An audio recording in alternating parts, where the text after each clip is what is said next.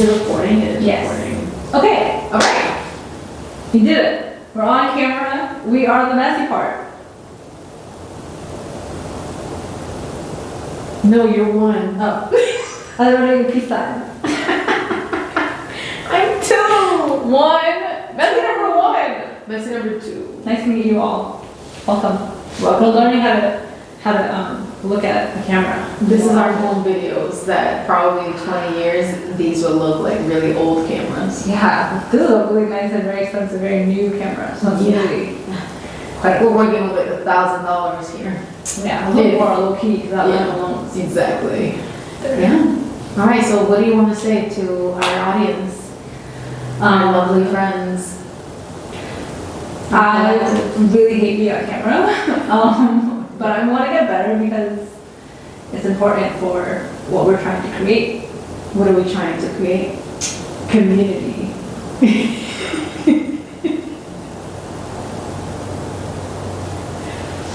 Okay. What Sure. do you think we're trying to create? Community. It does not like this. This is my way of including, the internet people into. We're trying to make internet friends? Yeah, I have real life friends. Of course. Yeah. No. So in order to help our internet friends feel closer to us, we're trying to, talk to them more informally and also look at them. You don't think we talk informally already? No, we do, but like to each other. Oh, to each other. But we haven't like. Occasionally we'll like look at the camera and be like, "This is for you guys," but generally it's just, Yeah. So this is for you all. This is really hard. We should have like a person thing there just to, so we can Just to talk. smile at us? Yeah, so we can make sure we're talking to someone.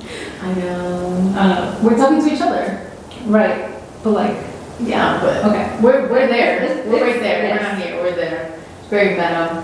What do you want to say to Okay. our friends? Oh. Oh, in general, not to our friends. All right. I might have figured out that I laugh when I'm nervous. I didn't know that about myself. When did you learn that? So we're doing it again. 30 minutes ago? That you laugh when you're nervous. Like 30 minutes ago. Yeah, I laugh when I'm nervous too, but I found that out I think a long time ago. When did you find that out? I think I was in high school. Huh. I went to a funeral and I laughed at a funeral too! I thought I was the only one. no, I did not It's so know awkward. how to behave and it was too quiet. Yeah. And it only made it worse and it was not kind. And I had to leave. I went outside and I like, People do all kinds of things in funerals, so Yeah. that's like the least harmful thing. that's what I found out. I was like, oh, maybe I'm uncomfortable. Maybe I That's laugh so when I'm funny. uncomfortable. So, Okay, you know what I do want to say to them? what? Date your friends.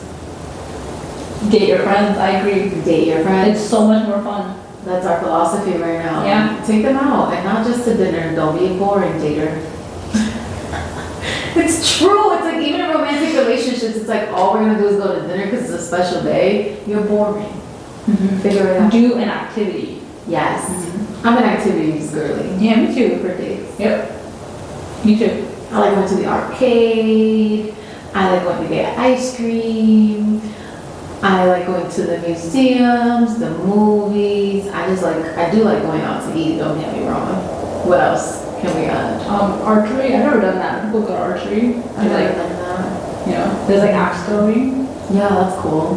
You can go to get your nails done. Mm-hmm. Get a little mani-pedi. Yeah, get your hair done. Is that a date? I guess we're friends. We kind of hang out. Yeah, and we can yeah. hang out at the hair salon. Yeah. I like errand dates.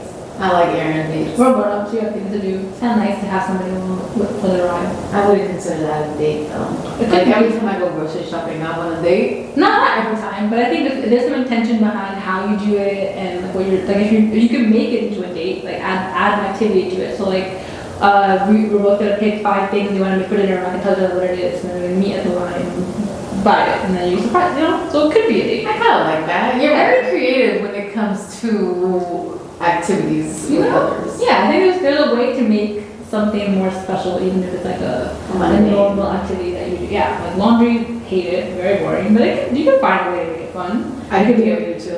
Okay, for everything for every item that you fold, you get a prize. What's the price? You get to pick the prize.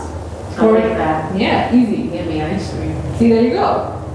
If I put away all the things faster than you, then I get the flavor of ice cream. Aww. Easy. Okay. So everyone has to get done, but it can easily be a group activity if you want it to be.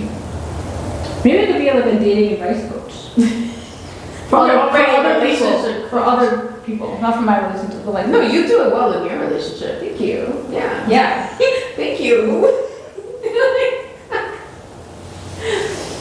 Yeah, it's hard, but it's easier with community.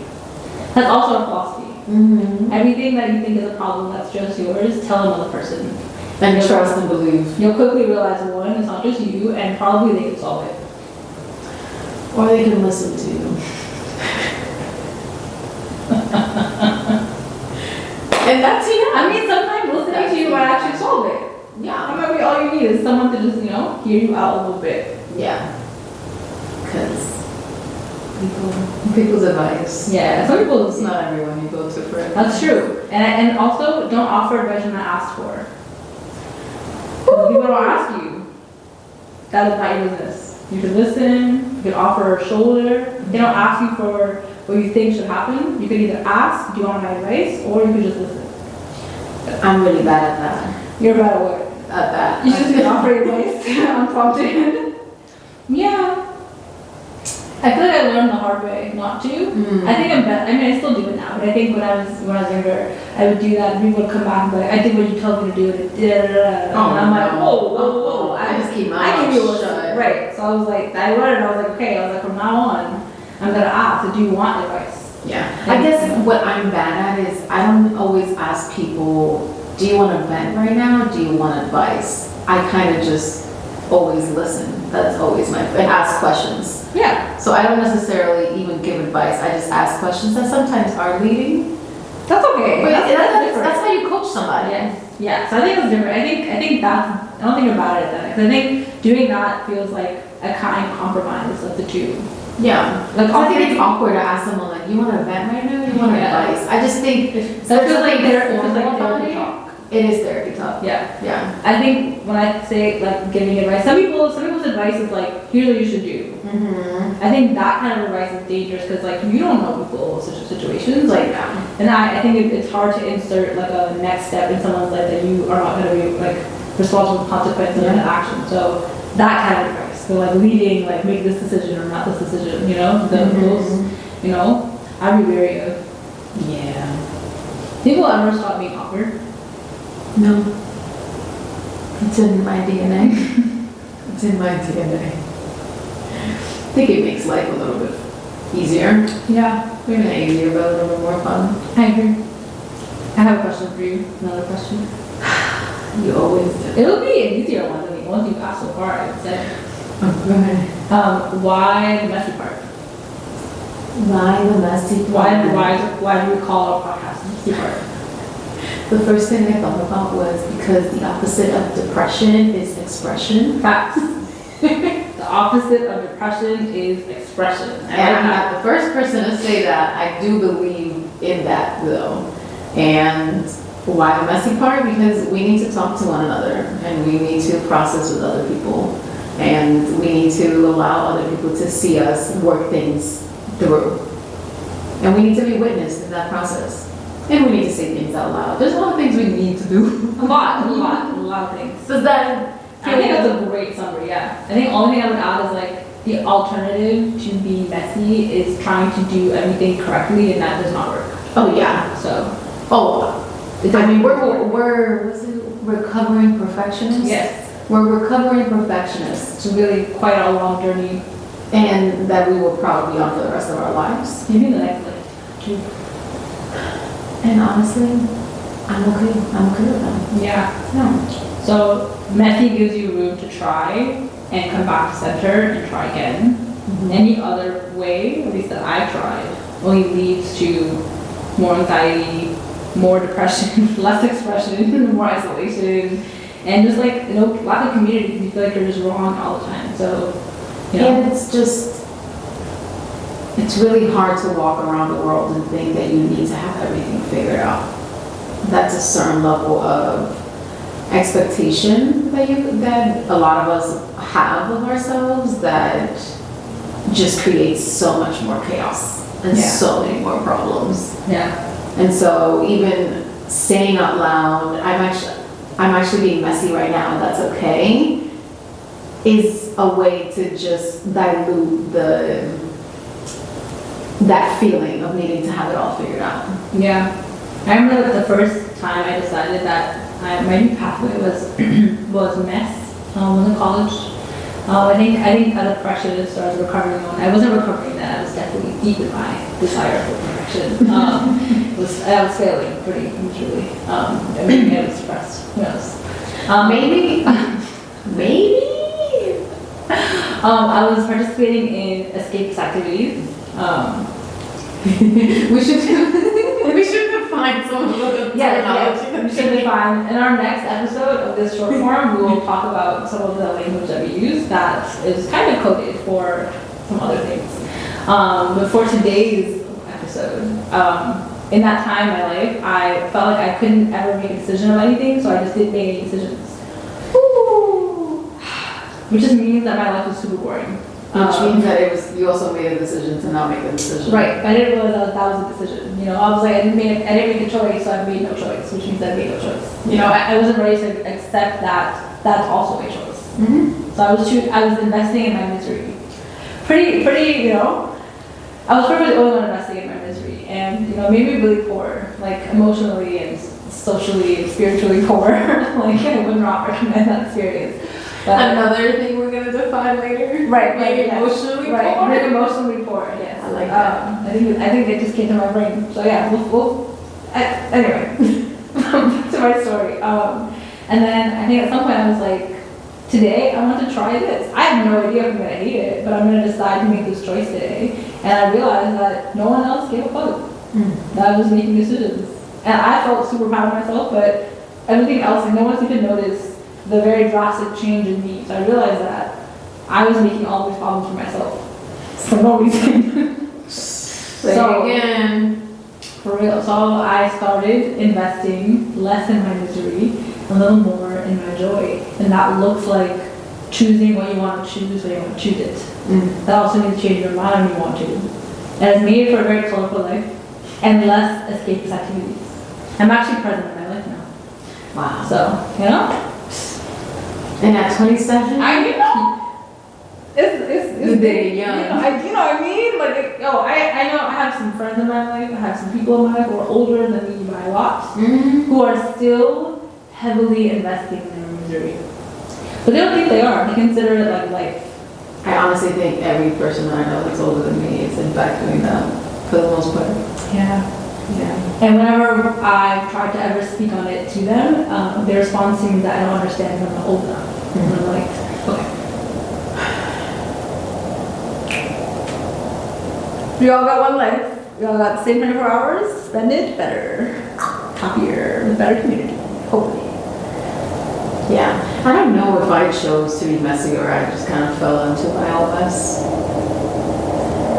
That's it. That's okay. That's Yeah. it. Yeah. But you spiraled upward. Another terminology will Teach me. I got you. That one I got you. Upwards? Yeah. Okay, so that one I can explain actually really quickly. So basically the idea is that you experience the same things in your life over and over again. That's Like what too many times. right, that's literally like I think I'm not God, but I think that's just the experience of existing is things just repeat themselves. The idea or the hope is that as you learn from the things that happen in your life, you experience them in their iterations differently. Like you respond to them differently. So for example, let's say you had like let's say you had like a really like hard relationship, toxic relationship, friendship, right?